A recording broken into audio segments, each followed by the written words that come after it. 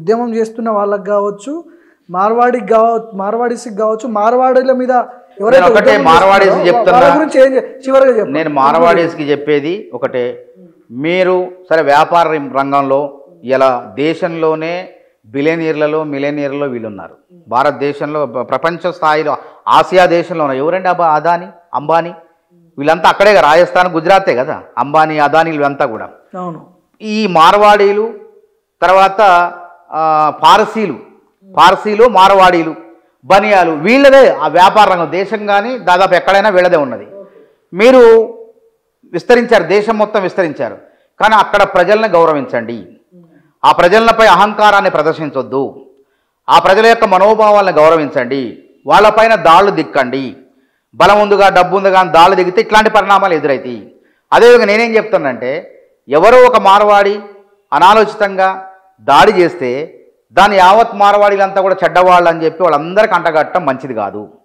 ఇది భారతదేశం యొక్క లక్ష్యం కాదు. ఇది భారత రాజ్యాంగం కూడా ఒప్పుకోదు ఇట్లా మాట్లాడటం. గో బ్యాక్ అనేది మంచి నినాదం కాదు. అందుకే నేనేమంటానంటే, సరే నేను వాళ్ళ యొక్క ప్రయోజనాలు, అందుకే లెనిన్ అండు, ఏ నినాదం వెనక ఎవరి ప్రయోజనాలు దాగున్నాయో తెలుసుకోలేనంత వరకు మోసపోతూనే ఉంటాం. కాబట్టి ఈ నినాదం చేసే వాళ్ళ వెనక ఏ ప్రయోజనాలు ఉన్నాయో, కానీ మనం సరే వాళ్ళు ఎందుకు చేస్తున్నారు అది వాళ్ళకు తెలుసు. అది కానీ అది ప్రజామోదం లేదు. ఎప్పుడైనా ఉద్యమాలకు ప్రజామోదం ఉండాలా?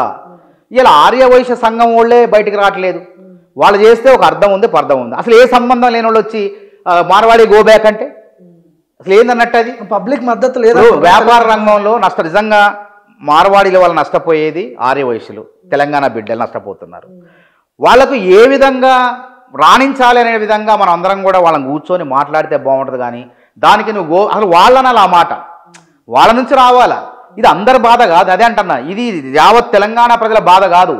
వ్యాపార రంగంలో ఉన్నటువంటి ఆర్యవైశ్య కులస్తులు మార్వాడీల వల్ల వాళ్ళ వ్యాపారాలు కొంత మేరకు చితికిపోతాయి. ఇది మాత్రం వాస్తవం కొంత. అయితే అక్కడ ఎట్లా పరిష్కారం చేయాలా? ఎట్లా? ఓకే నువ్వు ఇది చేసుకొని నేను ఇది చేసుకుంటా అని ఇద్దరి మధ్య ఒప్పందాలు చేసుకొని ఒక పద్ధతి ప్రకారం ప్రజాస్వామ్య పద్ధతిలో వ్యాపారం నడుపుకుంటూ తెలంగాణ రాష్ట్రాన్ని అభివృద్ధి చేయాలి. ఇంకోటి, వాళ్ళు అక్కడ కాంగ్రెస్ ప్రభుత్వం వచ్చిన తర్వాత జిఎస్టీని సక్రమంగా అమలు చేస్తుంది. ఒక్క రూపాయి కూడా నష్టపోయింది. ఎందుకంటే తెలంగాణ రాష్ట్ర డబ్బులు ఫిర్యాదు చేయాలి. ఇలా మీరు చూడండి, ఏ బంగారం షాపు పోయినా, ఏ చిన్న షాపు పోయినా తప్పకుండా బిల్లు తీసుకోవాల్సిన బాధ్యత మనది. తీసుకోకపోతే నువ్వు కూడా అవినీతిపరుడే. నువ్వు బిల్లు ఇవ్వనప్పుడు వాడి మీద చట్ట ప్రకారం ఆ మార్వాడి కానీ మనవాడు కానీ ఎవడైనా బిల్లు ఇవ్వనప్పుడు ఫిర్యాదు చేయాల్సిన బాధ్యత ఒక పౌరుడిగా, తెలంగాణ పౌరుడిగా నీపై ఉన్నది.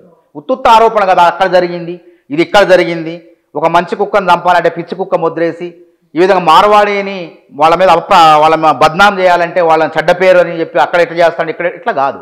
అట్లా చేసినప్పుడు ఫిర్యాదు చేసి వాళ్ళ వ్యాపారాలను అరికట్టే విధంగా ప్రభుత్వానికి ఫిర్యాదు చేయాలి, పోలీసులు ఫిర్యాదు చేయాలి. ఎవరైతే ఉన్నారో ఆ సంబంధించిన వ్యాపారాలకు సంబంధించిన విభాగాలకు ఫిర్యాదు చేయాలి. అంతేగాని నువ్వే గో బ్యాక్ అంటే తప్పు కదా. ఏ మనిషిని అనొద్దు. అసలు నేను మానవత్వం అనేది ఉండాలి మనిషిలో. నిజంగా పాకిస్తాన్ కూడా భారతీయుడు ఎప్పుడు ఉన్నాడు? ఇవాళ నీకన్నా ముందు ఉన్నాడు హైదరాబాద్లో. ఇప్పుడు నువ్వు ఎప్పుడు వచ్చినావు హైదరాబాద్కి? నాకు తెలిసి మా ఖమ్మమే అంటాడు మా శ్యాము. నేను కూడా ఒక 20 సంవత్సరాలు అయింది వచ్చి చదువుకోవడానికి వచ్చిన, ఇక్కడే ఉంటా. మరి వాళ్ళు కూడా ఎప్పుడో వచ్చారు. వాళ్ళకి తెలంగాణ ఆధార్ కార్డే ఉంది. వాళ్ళు తెలంగాణలో చదువుకున్న వాళ్ళ బిడ్డలు ఇక్కడే పుట్టారు, ఇక్కడే ఇల్లు కట్టుకున్నారు, ఇక్కడే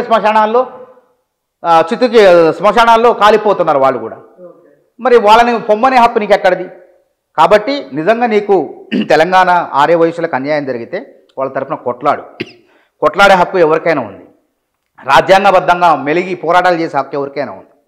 అంతేగాని ఇక్కడ నుంచి పోండి, మిమ్మల్ని తరిమి కొడతాం, తన్నుతాం అని అంటే పద్ధతి. అదేవిధంగా మార్వాడీలు కూడా అహంకారంగా మాట్లాడే హక్కు వాళ్ళకి లేదు.